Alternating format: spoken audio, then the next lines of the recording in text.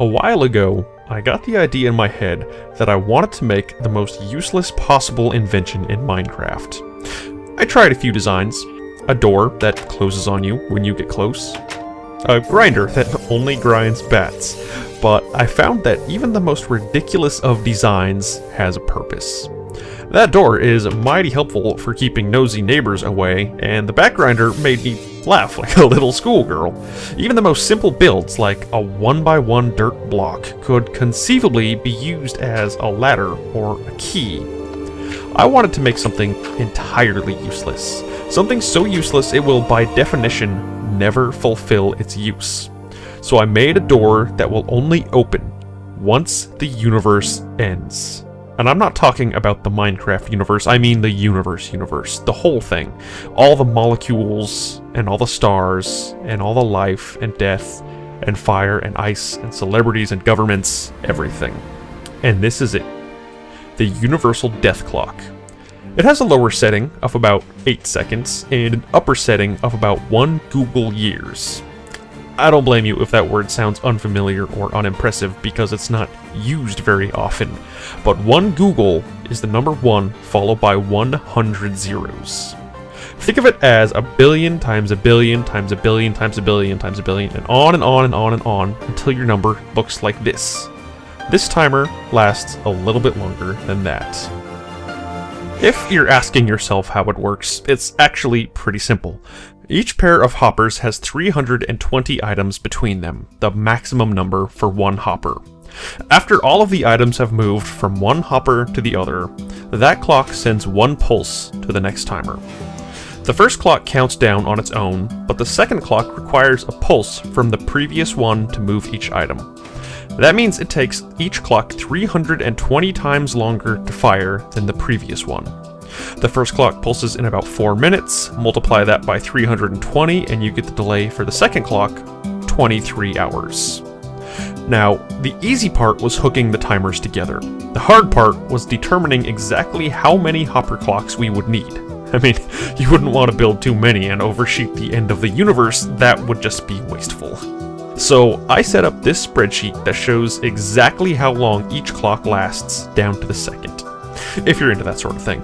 I discovered that if each clock takes 320 times longer to fire than its predecessor, starting with a base of 256 seconds, it will require 43 timers to reach our goal of 1 Google years, which is when all of the matter and energy in the known universe will have decayed into nothingness.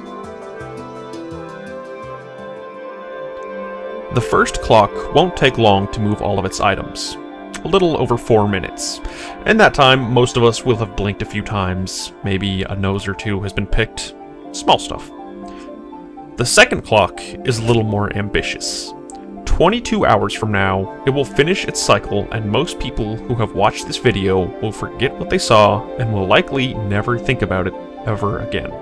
By the time the third clock is finished, the seasons will have changed and changed back again. It'll take 303 days. In that time, a good percentage of people will have gotten bored of Minecraft and uninstalled it. Statistically speaking, a few people who have watched this video that you're watching right now will have died. And that is all we'll ever get to see in our lifetime. But if our grandchildren's grandchildren's grandchildren's grandchildren are watching, they will get to see the 4th unit send 1 quick pulse 266 years from today. Let's hope that the computer running this thing is able to last that long. Maybe God himself will see our experiment and send it to another dimension where it can carry out its task? Probably not, but, you know, it's fun to pretend. A lot will happen during the era of the 5th clock. It will take 85,000 years to complete its cycle. To put that in perspective, humans evolved 100,000 years ago and developed modern behaviors only about 50,000 years ago. It's safe to assume that by the time this unit pulses, nothing we know about ourselves will be the same. If we haven't killed ourselves by this time, every nation and religion in the world today will have given way to something else.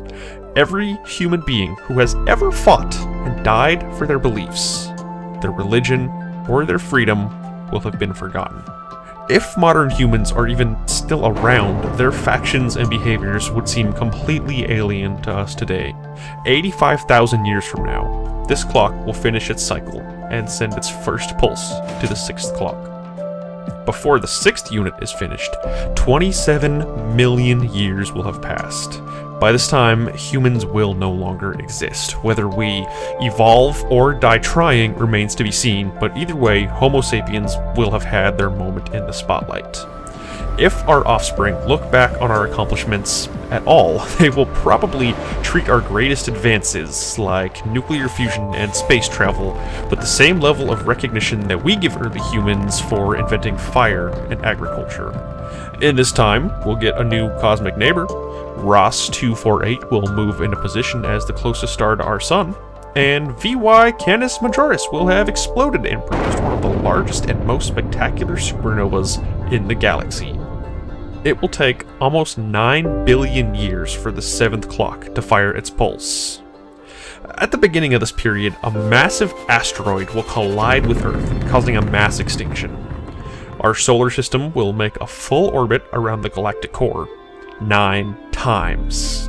Our galactic neighbor, Andromeda, who appears to be a harmless blotch in the sky, will crash into the Milky Way, disrupting the orbits of hundreds of billions of stars, an event that could throw our sun out of the portion of the galaxy that enables planets to support life. And if that weren't enough to seal Earth's fate, our sun will expand into a red giant, superheating the Earth and making it completely uninhabitable to life as we know it. And as if the 7th clock timeline wasn't depressing enough, the 8th clock starts putting nails in the coffin. After scorching the solar system, the sun shrinks into a cold black dwarf. Most parts of the universe are no longer producing any new stars, and the night sky starts to go black as the universe has expanded to the point that galaxies beyond our local supercluster are so far away that they can't be seen anymore. Any intelligent life that arises after this time will likely never know the true size of the universe, because they will only see what is near their own galaxy. This clock will take almost 3 trillion years to fire, and it represents the beginning of the end for our universe. The 9th clock will take almost a quadrillion years to fire its pulse. By the time it's done, the sky is almost completely dark. Most planets that still exist will be left without any stars to provide them with light or energy, and in fact, most light and energy in the universe has been completely dispersed, and the bits that remain are either withering away or being consumed by black holes. As the stars and black holes slowly start dissipating, our universe begins to breathe its last breath. For trillions of years, nothing happens. After the last star has died, there's nothing left in the universe except for black holes for an unimaginably long period of time, and even they are slowly dying.